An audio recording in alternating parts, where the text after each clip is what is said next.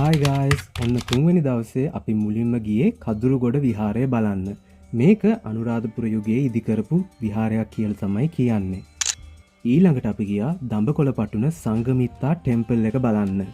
මේක ඉතින් ඔයගොල්ලෝ කවුරුත් දන්න විදියට සංඝමිත්තා තෙරණිය ශ්‍රී මහා බෝධි ශාඛාවත් එක්ක ලංකාවට වැඩම කරපු තැන තමයි හදලා තියෙන්නේ. දඹකොළපටුන වරායත් තිබිලා තියෙන්නේ මෙතන. දේවානම් පියතිස්ස රජතුමා තමයි මෙතන මුලින්ම පන්සලක් හදලා තියෙන්නේ. හැබැයි දැන් මෙතන තියෙන්නේ අලුතෙන් ගොඩනගපු පන්සලක්. ඊළඟට මම ගියේ කීරිමලයි පොකුණ බලන්න. ඉතින් මෙතනින් නැවොත් ඔයාට ශාරීරික සහ මානසික සුවය ලැබෙනවා කියලා තමයි මෙහි මිනිස්සු විශ්වාස කරන්නේ. ජෙෆ්නා 3rd day එකේ අපි බලන්න ගියේ ලංකාවේ උතුරු කෙළවරේ තියෙන ප්ලේසස් ටික. ඉතින් යන ගමන් දවල්ට කන්න අපි නැවැත්තුවේ තල් 7 බීච් රිසෝට් එකෙන්. මම දැන් ඉන්නේ ලංකාවේ උතුරුම කොනේ.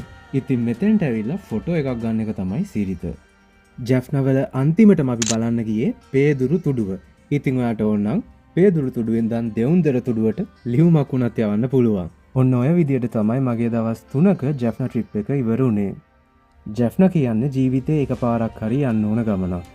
ජෙෆ්නාවල සම්පූර්ණ vlog එක YouTube channel එකේ දාලා ඇති. Bye bye.